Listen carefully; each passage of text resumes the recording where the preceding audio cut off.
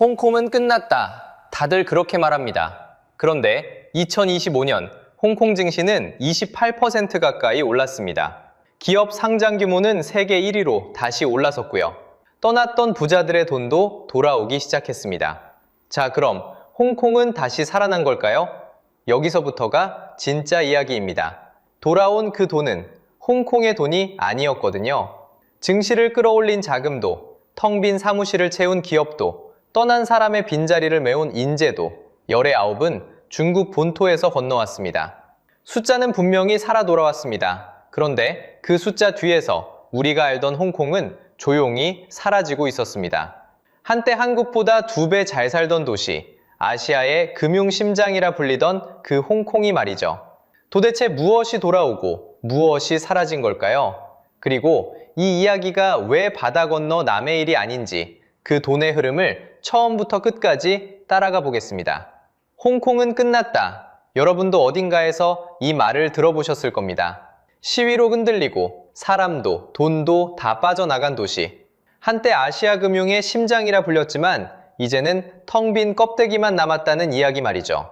사실 저도 그렇게 정리해두고 있었습니다. 머릿속 서랍에 망한 도시라고 적어놓고 닫아버린 거예요. 그런데 말입니다. 사망 기사가 신문에 다 나갔는데 당사자가 멀쩡히 걸어 들어온 겁니다. 잠깐 시계를 거꾸로 돌려보겠습니다. 1997년 영국이 홍콩을 중국에 넘겨주던 그 해입니다. 그때 홍콩 사람들은 우리나라 사람들보다 2배 넘게 잘 살았습니다. 같은 아시아인데 소득 차이가 그만큼 컸던 거예요. 그런 도시가 무너졌다니 솔직히 통쾌함보다는 의아함이 앞섰습니다. 그래서 숫자를 직접 들춰봤습니다. 그런데 들출수록 더 헷갈리기 시작했어요. 자, 숫자로 보면요. 홍콩 증시를 대표하는 항생 지수라는 게 있습니다. 우리로 치면 코스피 같은 거죠. 이 지수가 2024년에 17.7% 올랐습니다. 그리고 2025년에는 27.8%가 더 뛰었어요. 쉽게 말하면 2년 연속 2자릿수로 오른 겁니다. 망했다는 도시치고는 주가가 너무 멀쩡하죠? 우리 코스피가 2년 내리 이렇게 올랐다면 뉴스가 도배됐을 겁니다. 이번엔 기업들 이야기입니다. 회사가 처음 주식시장에 상장해서 돈을 모으는 걸 IPO라고 부릅니다. 동네에 가게가 새로 문을 여는 개업식 같은 거예요. 그런데 홍콩의 이 개업식 규모가 2023년엔 1999년 이후 가장 초라했습니다. 거의 25년 만에 바닥이었죠. 그랬던 곳이 단 2년 만에 세계 1위로 다시 올라섰습니다. 2025년 한 해 끌어모은 돈만 약 367억 달러, 우리 돈으로 50조 원이 넘는 규모입니다. 죽었다던 가게에 갑자기 손님이 가장 많이 몰린 셈이죠. 세계 금융도시들에는 성적표가 있습니다. 국제금융센터 지수, 줄여서 GFCI라고 부르는 순위표인데요. 2025년 9월 발표에서 홍콩은 뉴욕과 런던에 이어 3위를 차지했습니다. 한동안 자리를 내줬던 싱가포르를 다시 제친 거죠. 참고로 같은 순위표에서 서울은 10위였습니다. 한때는 싱가포르가 홍콩을 끌어내리고 그 자리를 차지했다는 평가가 많았거든요. 그런데 다시 순서가 뒤집힌 겁니다. 적어도 점수판만 보면 홍콩은 여전히 세계 최상위권 선수입니다. 자, 여기서 진짜 핵심은 사람입니다. 도시가 정말 망하면 부자들이 가장 먼저 짐을 쌉니다. 돈은 발이 달려서 불안하면 제일 먼저 떠나거든요. 실제로 홍콩은 몇 년 동안 부자들이 빠져나가던 도시였습니다. 그런데 2025년 그 흐름이 회전문처럼 반대로 돌았어요. 홍콩으로 새로 들어온 고액 자산가가 떠난 사람보다 800명 넘게 많아졌습니다. 부자가 순수하게 늘어난 도시 기준으로 세계 11위 안에 처음 이름을 올린 겁니다. 자, 이제 다시 생각해보세요. 증시도 올랐고 상장도 세계 1위고 금융순위도 회복했고 부자들마저 돌아오고 있습니다. 우리보다 2배 잘 살던 그 도시가 죽었다는 소문을 비웃듯 되살아난 것처럼 보입니다.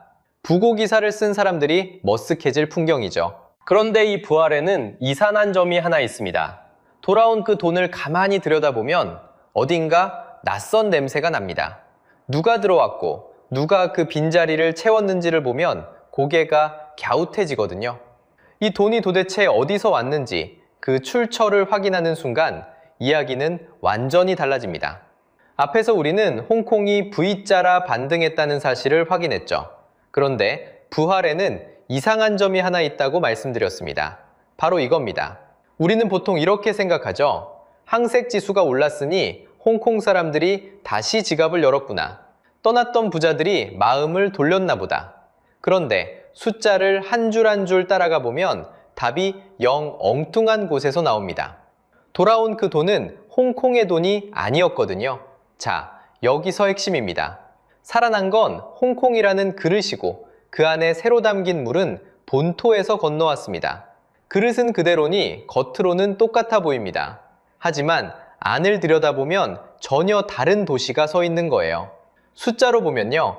홍콩은 떠난 사람들의 빈자리를 메우려고 인재유치 제도를 만들었습니다. 외국에 능력 있는 인재를 데려오겠다는 정책이죠. 그런데 여기에 들어올 신청이 무려 38만 건이 넘습니다. 문제는 그 다음입니다. 이 신청자의 열의 9, 그러니까 90% 이상이 중국 본토 출신이었습니다. 떠난 노동인구 10만 명의 자리를 본토에서 온 사람들이 그대로 채운 겁니다. 외국 인재를 부른다는 제도가 사실상 본토 인력을 들이는 통로가 된 셈이죠. 쉽게 말하면요. 한 동네 상가인데 가게 주인이 한 집, 두 집 전부 바뀐 거예요. 간판은 그대로 걸려 있는데 안에서 일하는 사람이 전부 달라진 거죠. 손님 입장에선 같은 가게 같지만 실은 주인이 바뀐 가게입니다.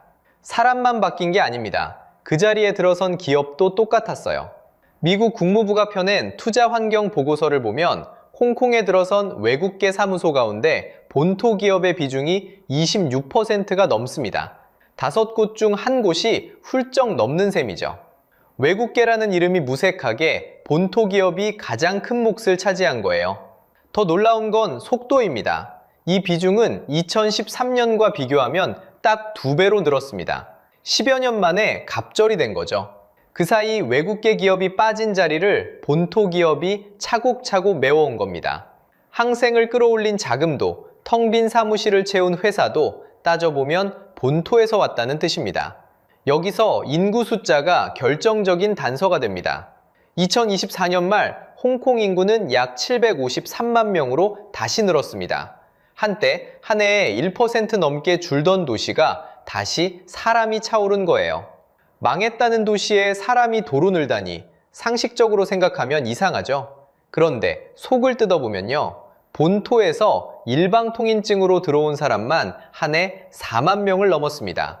그 사이 영국 비자를 받아 떠난 토박이 홍콩 사람도 수만 명에 달했고요. 들어온 사람과 나간 사람이 서로 다른 사람인 겁니다. 한쪽 문으로는 본토 사람이 들어오고 다른 쪽 문으로는 토박이 홍콩 사람이 빠져나간 거죠. 인구라는 숫자는 분명히 늘었는데 그 숫자를 채운 얼굴은 통째로 바뀐 거예요. 경제학에는 이런 현상을 가리키는 말이 있습니다. 한쪽이 빠진 자리를 다른 쪽이 메우는 걸 대체라고 부릅니다. 마트에서 비싸진 물건 대신 싼 물건을 집어드는 것처럼요. 그런데 홍콩에서 벌어진 일은 단순한 대체를 넘어섭니다. 사람도 바뀌고 기업도 바뀌고 인구를 채운 얼굴까지 바뀌었어요. 한 도시의 주인이 통째로 갈리는 겁니다. 이쯤 되면 대체가 아니라 정체성의 교체라고 불러야 맞습니다. 그릇은 그대로인데 담긴 물이 통째로 바뀌었습니다. 숫자는 홍콩, 알맹이는 본토. 이 짧은 한 줄이 2024년 홍콩의 진짜 얼굴입니다. 자, 그럼 여기서 자연스럽게 질문이 하나 떠오릅니다. 본토의 돈이 새로 들어와 빈자리를 채웠다는 건 알겠습니다. 그런데 원래 그 자리에 있던 홍콩의 돈은 다 어디로 갔을까요? 새 물이 들어왔다면 원래 담겨있던 물은 어딘가로 흘러나갔다는 뜻이잖아요. 빠져나간 그 돈은 허공으로 증발한 게 아닙니다. 돈은 발이 달려서 불안하다 싶으면 가장 먼저 짐을 싸거든요. 분명히 어딘가로 이사를 간 겁니다. 떠난 돈의 행방을 한 발씩 쫓다 보면 우리가 전혀 예상하지 못한 뜻밖의 도시가 하나 등장합니다. 자, 그럼 원래 홍콩의 돈은 다 어디로 흘러간 걸까요? 그 행방을 한번 영수증 따라가듯 한 줄씩 짚어보겠습니다. 빠져나간 돈에도 자국이 남거든요. 여기서 핵심은 이겁니다. 돈은 애국심이 없습니다. 안전한 곳으로만 흐릅니다. 첫 번째 영수증은 부자들의 돈입니다. 부자 가문의 돈만 전담으로 불리는 회사를 패밀리 오피스라고 부릅니다. 한 집안 돈만 맞는 개인은행인 셈이죠. 이런 회사가 어디에 자리를 트는지를 보면 큰 손들의 마음이 어디로 기울었는지 그대로 드러납니다. 그 회사가 싱가포르에서 폭발적으로 늘었습니다. 2020년에 약 400곳이던 게 2024년 말에는 2,000곳을 넘었습니다. 4해 만에 5배입니다. 텅 비어있던 골목에 환전소가 줄줄이 새로 문을 연 풍경을 떠올려 보세요. 그 가게 하나하나가 한 가문의 재산을 통째로 짊어지고 옮겨온 셈입니다. 가장 발빠른 큰손들은 우리가 뉴스로 소식을 듣기 한참 전에 이미 짐을 다 옮긴 뒤였습니다. 두 번째 영수증은 기업의 본부입니다. 본부란 그 회사가 아시아 사업을 지휘하는 사령탑입니다. 홍콩에 그런 본부를 두던 미국 기업이 한때 333곳이었습니다. 그런데 2024년에는 240곳으로 줄었습니다. 10곳 중 3곳 가까이가 책상을 빼고 떠난 겁니다. 더 의미심장한 건 그 빈자리입니다. 떠난 미국 기업의 자리를 본토 기업이 채웠고 31년 만에 처음으로 본토가 미국을 앞질렀습니다. 한 동네 상가에서 주인이 조용히 바뀌는 장면, 돈의 세계에서도 똑같이 반복되고 있었습니다. 사령탑이 옮겨가면 그 도시의 무게중심도 함께 옮겨갑니다. 세 번째 영수증은 이름값 있는 한 회사입니다. 세계적인 물류회사 페덱스를 아실 겁니다. 우리가 받는 해외 택배에 자주 찍히는 그 이름이죠. 이 회사가 2023년 5월 아시아 태평양 본부를 홍콩에서 싱가포르로 옮겼습니다. 수십 년 쌓아온 간판 하나가 바다 건너로 통째로 움직인 겁니다. 한 회사가 본부를 옮긴다는 건 직원도 거래도 세금도 함께 따라간다는 뜻입니다. 도시 하나가 얇아지고 그만큼 다른 도시가 두꺼워지는 거죠. 그렇게 빅토리아항의 불빛이 조금 흐려지는 동안 싱가포르 마리나베이의 불빛은 하나씩 더 밝아졌습니다. 다시 한번 말씀드립니다. 돈은 애국심이 없습니다. 안전한 곳으로만 흐릅니다. 마지막 영수증은 아직 들어오지도 않은 돈입니다. 회사가 처음 주식시장에 상장해 자금을 모으는 걸 기업 공개라고 합니다. 동네에 새 가게가 여는 개업식 같은 거죠. 이 개업식이 활발해야 도시에 새 피가 돕니다. 그런데 그 규모가 2023년에는 약 59억 달러까지 쪼그라들었습니다. 무려 1999년 이후로 가장 적은 액수였습니다. 한 세대 가까운 시간 동안 가장 메마른 해였던 거죠. 새 손님이 끊긴 가게처럼 앞으로 들어올 돈마저 미리 발길을 돌린 셈입니다. 이미 떠난 돈에 더해 새로 올 돈까지 등을 돌린 겁니다. 자, 여기서 잠깐 정리하고 가겠습니다. 이 흐름을 경제학에서는 자본 이동성이라고 부릅니다. 쉽게 말하면요, 돈에는 국경이 없어서 더 안전한 곳을 향해 자유롭게 옮겨 다닌다는 뜻입니다. 여러분 통장에 든 돈도 금리가 더 높은 은행으로 옮기고 싶어지잖아요. 그것과 똑같은 원리가 도시 단위로 벌어진 겁니다. 여기에 하나 더, 안전자산 선호라는 말이 있습니다. 사람이 불안하면 가장 튼튼한 금고를 찾듯 돈도 흔들리면 가장 안전한 곳으로 도망치는 본능을 가리킵니다. 부자도 기업도 새로 들어올 자금도 결국 같은 본능을 따라 움직였던 겁니다. 정리해보면 떠난 돈은 증발한 게 아니었습니다. 한 도시에서 빠져나와 바로 옆 도시로 갈아탄 것뿐입니다. 부자의 돈, 기업의 본부, 새로 들어올 자금까지 같은 방향으로 줄지어 빠져나갔습니다.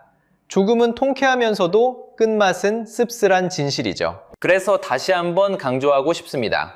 돈은 애국심이 없습니다. 안전한 곳으로만 흐릅니다.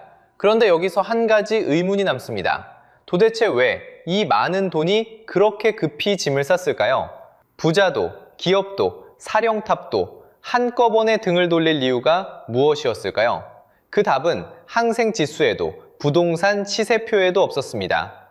돈이 떠난 진짜 이유는 뜻밖에도 종이 한 장에 적혀 있었습니다.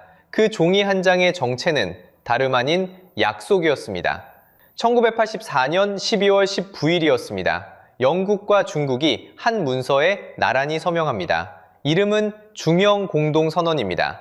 두 나라가 홍콩의 미래를 두고 맺은 합의였죠. 담긴 내용은 의외로 단순했습니다. 1997년 홍콩이 중국으로 돌아간다. 하지만 그 뒤로 50년 동안은 홍콩의 제도를 그대로 둔다. 자유도 그대로, 법도 그대로, 사람들의 생활 방식도 그대로 둔다. 두 나라는 그렇게 약속했습니다. 게다가 이 문서는 그냥 종이가 아니었어요. 유엔에 정식으로 등록된 국제조약이었습니다. 쉽게 말하면요, 세계가 지켜보는 앞에서 두 나라가 손을 맞잡은 겁니다. 자, 여기서 핵심입니다. 자본이 홍콩에 몰려든 진짜 이유가 바로 이 약속이었습니다. 생각해보세요. 돈이 모인 건 화려한 항구 때문도 높은 빌딩 때문도 아니었습니다. 이 도시는 약속을 지킨다. 바로 그 믿음 때문이었습니다. 경제학에서는 이걸 제도 신뢰라고 부릅니다. 규칙이 함부로 바뀌지 않는다는 믿음을 말하는 거죠. 어렵게 들리지만 단순합니다. 내일도 오늘과 같은 규칙이 적용될 거라는 안심입니다. 바로 이 안심이 자본의 진짜 토대거든요. 한번 이렇게 생각해 보세요. 여러분이 큰 돈을 어딘가에 맡긴다고요. 그 나라가 언제든 규칙을 뒤집을 수 있다면 여러분은 돈을 맡기시겠습니까? 아무리 건물이 멋져도, 아무리 세금이 싸도 그 돈은 떠납니다. 자본은 수익을 따라 움직이는 것 같지만 더 깊은 곳에서는 신뢰를 따라 움직이거든요. 홍콩이 아시아의 금융 심장이 될 수 있었던 것도 결국 이 신뢰 하나 덕분이었습니다. 그런데 그 토대가 약속한 50년을 한참 남겨두고 흔들리기 시작합니다. 2020년 6월 30일이었습니다. 국가보안법이 시행됩니다. 새로 생긴 범죄만 4가지였죠. 그런데 이 법은 홍콩 의회의 표결조차 거치지 않았습니다. 그리고 이듬해인 2021년 비판신문이던 빈과일보가 문을 닫습니다. 정부 정책을 자주 비판하던 신문이었죠. 그런데 폐간되던 그날 뜻밖의 일이 벌어집니다. 마지막 호가 약 100만 부나 팔린 겁니다. 평소 발행 구수의 몇 배였죠. 시민들이 새벽부터 길게 줄을 서서 그 마지막 신문 한 장을 손에 쥐었습니다. 그 긴 줄이 무엇을 뜻하는지 여러분도 어렵지 않게 짐작하실 겁니다. 회수는 거기서 멈추지 않았습니다. 2024년 3월 19일 기본법 23조라는 법이 또 통과됩니다. 표결 결과를 한번 보시죠. 89대 0이었습니다. 단 한 명의 반대도 없었죠. 찬성이 압도적이어서가 아니었습니다. 반대할 사람이 의회에 더는 남아있지 않았기 때문입니다. 자, 이 흐름을 차근히 정리해 보겠습니다. 처음엔 자치가 회수됐습니다. 다음엔 언론이 닫혔고요. 그리고 마지막엔 반대할 입조차 사라졌습니다. 단계가 넘어갈수록 회수의 범위는 점점 더 넓어졌습니다. 도시를 다스리는 권한에서 시작해 사실을 전하는 신문으로, 그리고 끝내는 사람의 입까지 닿은 셈입니다.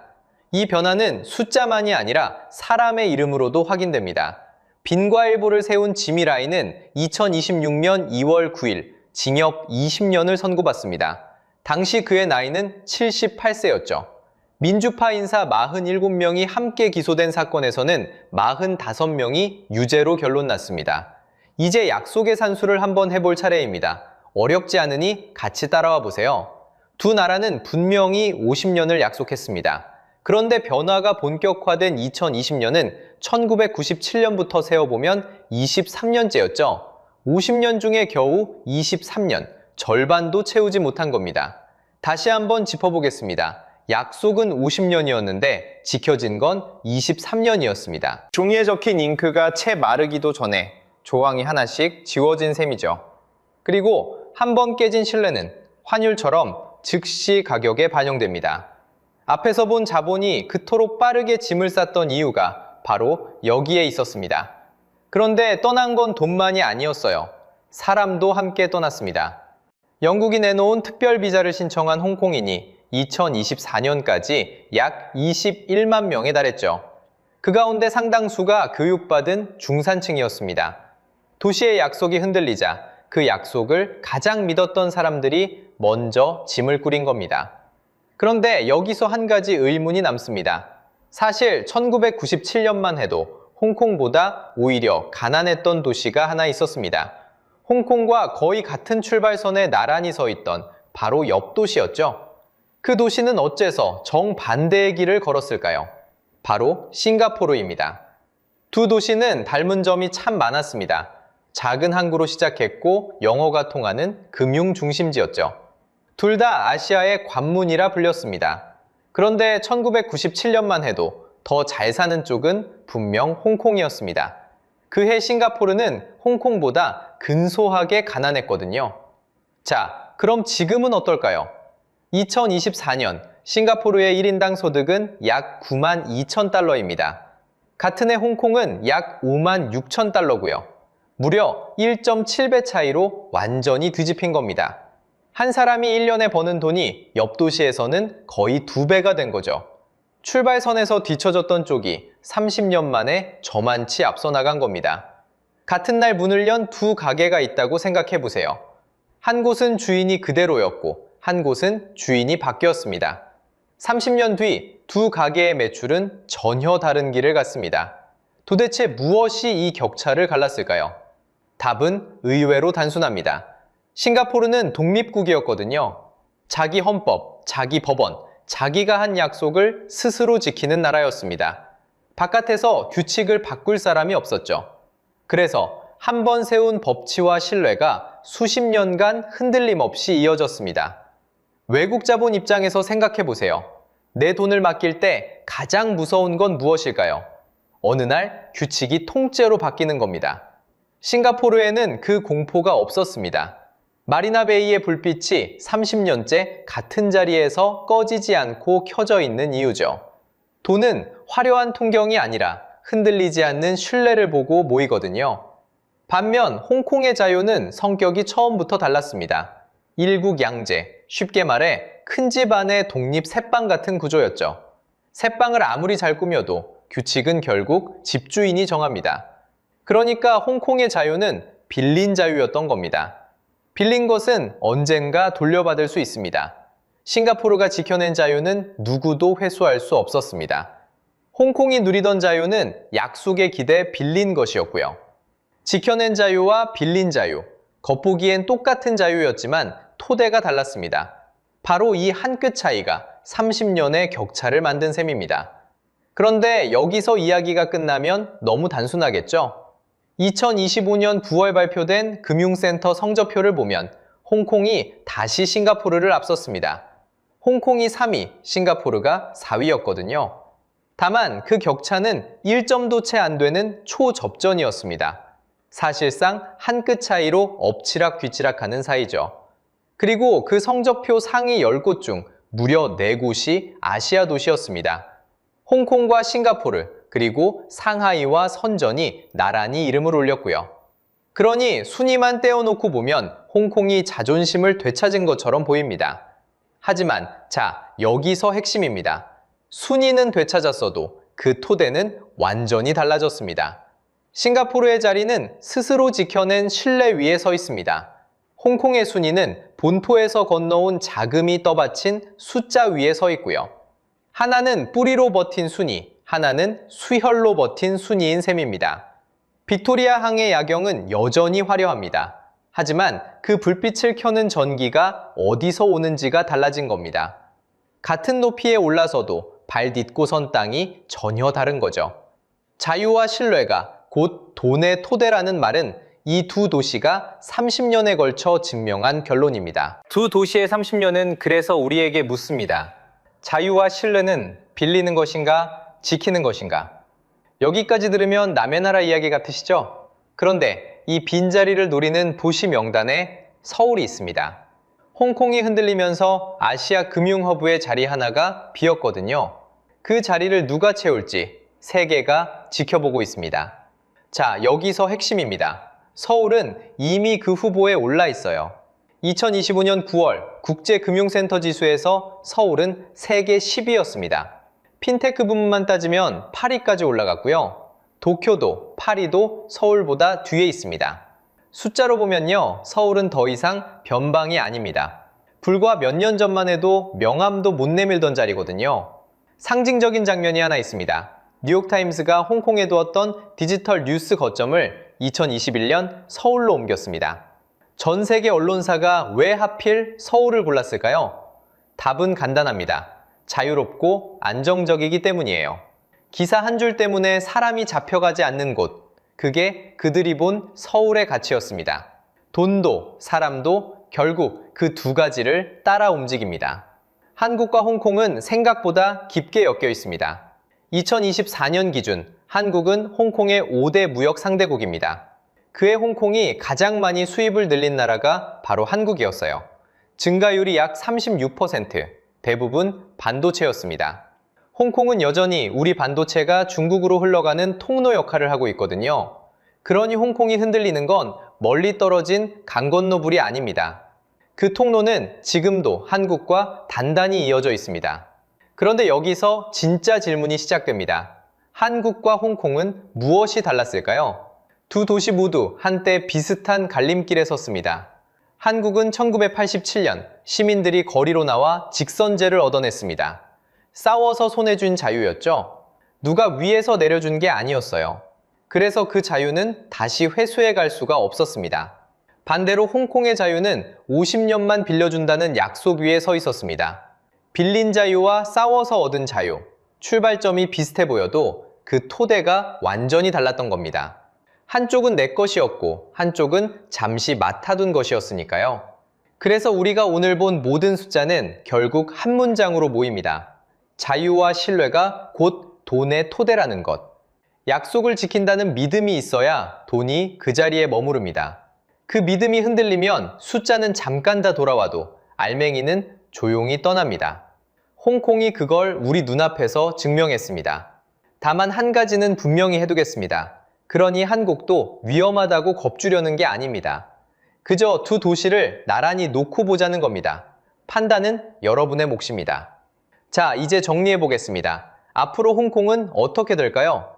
본토 자금이 드나드는 금융창구로서 증시 숫자와 상장 순위는 당분간 유지될 가능성이 큽니다. 본토의 거대한 돈이 세계로 나가는 출구가 여전히 필요하니까요. 다만 세계의 돈이 믿고 거쳐가던 중립지대, 그 위상을 되찾기는 쉽지 않아 보입니다. 한번 떠난 신뢰는 환율처럼 바로 가격에 반영되거든요. 그리고 그 신뢰는 다시 쌓는데 떠날 때보다 훨씬 긴 시간이 걸립니다. 그렇다면 우리는 무엇을 배워야 할까요? 첫째, 제도에 대한 신뢰가 자본의 진짜 토대라는 점입니다. 빌딩도 증시도 아니라 약속이 지켜진다는 믿음이 돈을 붙잡아 둡니다. 둘째, 자유와 법치는 한 번 잃으면 곧바로 값으로 치러진다는 점입니다. 그건 부호가 아니라 통장에 찍히는 숫자였습니다. 셋째, 한국은 신뢰받는 중립허브라는 빈자리를 위기가 아니라 기회로 볼 수도 있다는 점입니다. 누군가 무너진 자리에서 무엇을 배우고 무엇을 지킬지는 결국 우리 선택에 달려 있습니다. 여러분은 어떻게 보시나요? 숫자가 돌아온 홍콩, 다시 살아난 걸까요? 아니면 다른 도시가 된 걸까요? 댓글로 들려주세요. 그리고 다음 영상에서는 아시아 금융의 빈자리를 노리는 서울의 진짜 승산을 다뤄보겠습니다. 오늘 영상이 유익하고 재밌으셨다면 구독과 좋아요 부탁드리겠습니다. 영상 제작에 큰 힘이 됩니다. 다음 영상에서 뵙겠습니다. 여러분이 그토록 선망했던 벤츠, 그 자존심 같은 삼각결 엠블럼 안에 지금 중국의 붉은 별이 새겨지고 있다면 믿으시겠습니까? 한때 누가 벤츠를 탄다고 하면 아, 저 사람 성공했구나. 다들 그렇게 생각했죠? 그런데 지금 미국은 그 벤츠를 자기 시장에서 밀어내려 하고 있습니다. 이유는 단 하나, 벤츠의 최대 주주가 중국 국영기업이라는 겁니다. 도대체 독일의 자존심에 어떻게 중국 자본이 들어앉게 된 걸까요? 여러분이 벤츠값으로 낸 돈이 지금 어디로 흘러가는지, 그 부메랑이 왜 다시 독일을 향하는지 함께 파헤쳐보겠습니다. 여러분, 벤츠하면 어떤 그림이 떠오르시나요? 성공한 사람의 차, 독일 기술의 자존심, 아마 그런 이미지일 겁니다.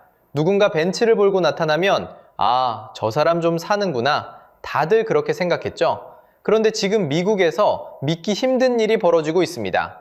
세계에서 가장 큰 자동차 시장을 가진 미국이 그 벤츠를 자기 시장 밖으로 밀어내려 하고 있거든요. 상식적으로 생각하면 말이 안 되는 일입니다. 2026년 5월 21일 미국 하원의 에너지통상위원회에서 법안 하나가 표결에 붙여졌습니다. 이름은 자동차 현대화법, 법안번호 HR 7389. 표결 결과는 48대 1이었습니다. 거의 만장일치죠? 10명 중 9이 넘는 의원이 찬성한 셈입니다. 이 법안의 내용이 핵심입니다.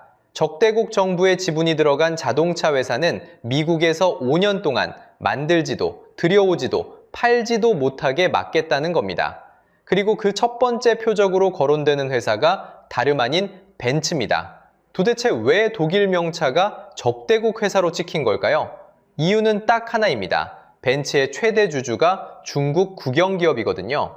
우리가 독일 회사라고 철석같이 믿어온 그 벤츠가 미국 법안 위에서는 중국 회사로 분류되고 있는 겁니다. 독일 자존심의 대명사가 졸지에 적대국 기업 명단에 이름을 올린 셈이죠. 자, 여기서 한 가지는 분명히 하고 가겠습니다.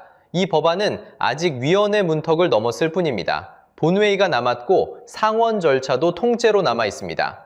그러니까 벤츠가 미국에서 쫓겨났다, 이렇게 단정하면 틀린 말이에요. 정확히는 벤츠가 폐출될 위기에 놓였다, 여기까지입니다. 그런데도 이 소식은 묵직하게 다가옵니다. 생각해보세요. 여러분이 독일 차를 사면서 낸 돈인데 알고 보니 그 회사 주인이 중국이었다는 거잖아요. 내가 동경하던 그 삼각결 안에 어느새 다른 깃발이 들어와 앉아있던 셈입니다. 도대체 독일의 자존심에 어떻게 중국 자본이 들어앉게 된 걸까요? 그 시작은 8년 전이었습니다. 자, 그럼 미국은 왜 벤츠를 중국 회사라고 부르는 걸까요? 그 답은 주주 명부 안에 있었습니다. 이야기의 시작은 2018년으로 거슬러 올라갑니다. 그 해봄 중국 지리차 창업주 리수프가 조용히 움직였습니다. 그는 시장에서 다임러 주식을 사모으기 시작했습니다. 다임러는 벤츠의 모회사입니다. 매집이 끝났을 때 그가 손에 준 지분은 약 9.7%였습니다. 들인 돈은 약 90억 달러, 우리 돈으로 12조 원이 넘습니다. 독일은 발칵 뒤집혔습니다. 자국 자존심의 가장 큰 주주가 하루아침에 중국인이 돼버린 겁니다. 누구도 눈치채지 못한 사이에 벌어진 일이었습니다. 그런데 중국 자본은 한 곳이 아니었습니다. 여기에 중국 국영기업 베이징차, 영문 약자로 BAIC가 9.98%를 들고 있었습니다. 리수프와 합치면 약 19.67%입니다. 쉽게 말하면요, 벤츠 5대 중 1대가 중국 자본의 몫이라는 뜻입니다. 여러분이 동경하던 그 삼각별, 그 지분의 5분의 1이 이미 베이징을 향해 있었던 거죠. 여기서 많은 분이 이렇게 생각하실 겁니다. 그럼 경영권을 빼앗긴 거 아니냐고요? 그런데 그건 아닙니다. 독일 주식법에는 차단소수라는 개념이 있습니다. 쉽게 말해 주주총회에서 중요한 결정에 거부권을 행사할 수 있는 최소 지분을 말합니다. 그 기준이 25%의 한 주를 더한 선입니다. 중국 자본의 약 20%는 아직 그 문턱 바로 아래에 멈춰서 있습니다. 그러니 경영권을 장악했다고 말하는 건 과장입니다. 문제는 다른 데 있습니다. 바로 배당입니다. 배당은 회사가 번 돈을 주주들이 지분만큼 나눠 갖는 몫이거든요. 중국 자본이 약 20%를 쥐고 있으니 벤츠가 버는 이익의 약 5분의 1이 매년 중국 주주에게 흘러갑니다. 여러분이 벤츠 값으로 낸 돈, 그 일부가 차곡차곡 베이징으로 건너간다는 이야기입니다. 경영권은 그대로 독일에 있지만 돈의 5줄기 중 1줄기는 이미 방향을 바꾼 셈이죠. 그런데 진짜 문제는 지분이 아니었습니다. 더 깊은 곳, 차 안에 있었습니다. 그렇다면 콧대 높던 독일차는 왜 스스로 중국에 손을 내밀었을까요? 그 시작은 2015년의 한 사건이었습니다. 바로 비젤게이트, 배출가스 조작 스캔들이죠. 폭스바겐이 시험장에서만 매연을 줄이도록 차를 속였다는 사실이 드러났습니다. 독일차의 자존심이던 기술 신뢰가 한순간에 무너졌습니다. 천문학적인 벌금과 소송이 회사의 곳간을 흔들었습니다. 신뢰도, 돈도 함께 빠져나가던 그 시절이었어요. 바로 그때 독일차의 눈에 들어온 게 중국이었습니다. 거부할 수 없는 황금 시장이었던 거예요. 생각해보세요.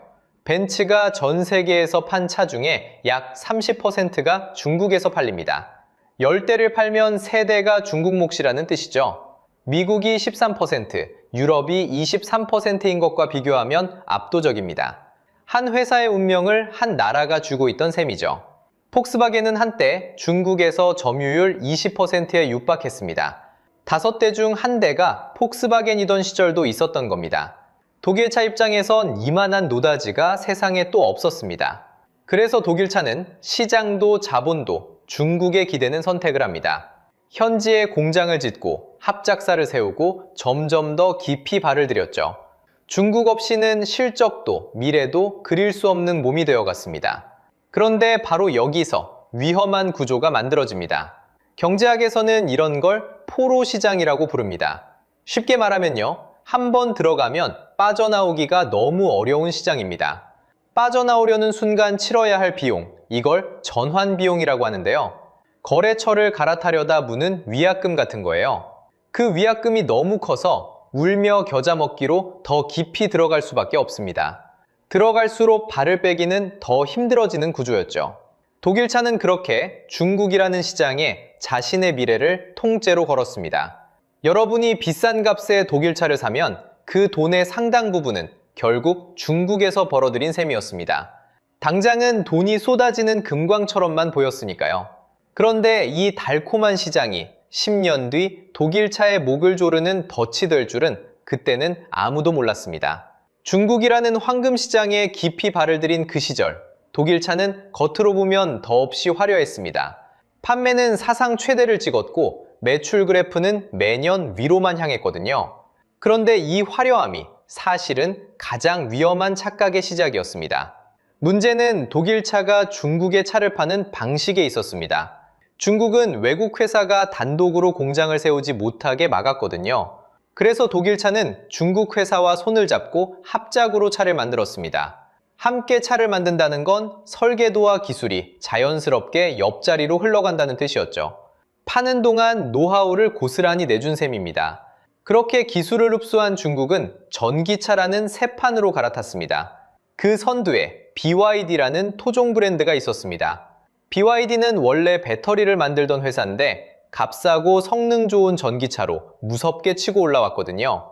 결국 2023년 BYD는 15년 만에 폭스바겐을 제치고 중국 판매 1위에 올라섭니다. 안방을 통째로 내준 겁니다. 숫자로 보면 더 선명합니다. 중국 시장에서 외국 브랜드를 다 합친 점유율은 2020년 60%대였습니다. 그런데 이게 30%대까지 역대 최저로 주저앉았습니다. 절반 가까이가 통째로 증발한 거예요. 독일 브랜드만 따로 떼어보면 2019년 26%에서 16%대로 무너졌습니다. 여기서 핵심은 덩치가 커질수록 위험도 같이 커졌다는 점입니다. 보통은 규모가 커지면 비용이 줄고 더 단단해지죠. 그런데 독일차는 반대였습니다. 중국에 깊이 기댈수록 중국이 흔들리면 같이 무너지는 구조가 만들어진 겁니다. 경제학에서는 이걸 규모의 비경제라고 부릅니다. 쉽게 말하면 커진 몸집이 오히려 짐이 되는 상태죠. 상식적으로 가장 많이 팔던 시기가 가장 안전해야 맞습니다. 그런데 독일차는 가장 잘 나가던 순간에 가장 깊은 함정을 파고 있었던 겁니다. 화려한 매출이 의존의 깊이를 가려준 거예요. 매출 그래프가 정점을 찍던 바로 그때 진짜 비용은 보이지 않는 곳에서 쌓이고 있었습니다. 2024년 8월 1일 새벽 인천 청라의 한 아파트 지하주차장이었습니다. 세워져 있던 벤츠 전기차 한 대에서 불이 시작됐습니다. 그 불은 무려 8시간 동안 꺼지지 않았습니다. 한밤중에 잠을 자던 주민 수백 명이 그대로 집을 떠나야 했습니다. 지하주차장에 있던 차량 약 870대가 타거나 그을렸습니다. 그중 140여 대는 형체도 알아볼 수 없게 전소됐습니다. 상상해보세요. 아침에 출근하려고 내려갔더니 내 차가 새까만 고철 덩어리가 돼 있는 겁니다. 그 막막함이 어떨까요? 정확한 발화 원인은 지금도 규명에 어려움을 겪고 있습니다. 그런데 사람들을 더 놀라게 한 건 따로 있었습니다. 불을 낸 그 배터리가 글로벌 점유율 1%대에 불과한 중국 저가 업체 파라시스 제품이었거든요. 100대 중 한 대꼴로도 안 깔리는 누명 배터리였습니다. 자, 여기서 핵심입니다. 1억 원을 주고 산 독일 명차의 심장에 듣도 보도 못한 1%짜리 배터리가 들어가 있었던 거예요. 그 1억 원이 어디로 흘러갔는지 한번 따라가 볼까요? 여러분이 낸 돈의 행방 말입니다. 먼저 핵심 부품부터 봅시다. 가장 비싸고 가장 중요한 배터리를 중국산 저가 제품으로 채웠습니다. 원가를 한 푼이라도 줄이려는 선택이었습니다. 그럼 차를 팔아서 남긴 이익은 어디로 갈까요? 벤츠 지분의 약 5분의 1을 중국 자본이 쥐고 있습니다. 쉽게 말하면요, 배당으로 나가는 돈 5 중 하나가 중국 주주의 주머니로 들어간다는 뜻입니다. 정리해 볼게요. 1억을 대고 산 독일 명차인데 알맹이는 중국산이고 남는 돈도 중국으로 갑니다. 다시 말해 여러분은 독일의 자존심을 샀다고 믿었는데 속은 중국산이고 이익도 중국행이었던 겁니다. 그러니까 1억짜리 삼각뼈를 사고도 알맹이도 중국, 남는 돈도 중국이었다는 거죠. 청라에서 차를 잃은 분들의 심정을 생각해 보세요. 비싼 값을 치르고 산 차였습니다. 그 차가 중국산 배터리 때문에 잿더미가 됐습니다. 게다가 벤츠는 배터리 제조사가 어디인지조차 한동안 입을 닫았습니다. 공개도 늦었고 그마저 소극적이었습니다. 반대로 우리 현대차는 청라 사고 직후 자사 전기차의 배터리 제조사를 먼저 밝혔습니다. 떳떳하게 공개부터 한 거예요. 1억을 믿고 낸 소비자에게 정작 알맹이가 뭔지조차 제때 말해주지 않은 셈입니다. 배신감이 안 들 수가 없잖아요. 그런데 이건 한국만의 일이 아니었습니다. 독일 본토에서는 훨씬 더 큰 숫자가 무너지고 있었거든요. 청라 주차장의 그 불길은 한국에서 일어난 일이었습니다. 그런데 독일 본국으로 눈을 돌리면 훨씬 더 큰 숫자가 무너지고 있었습니다.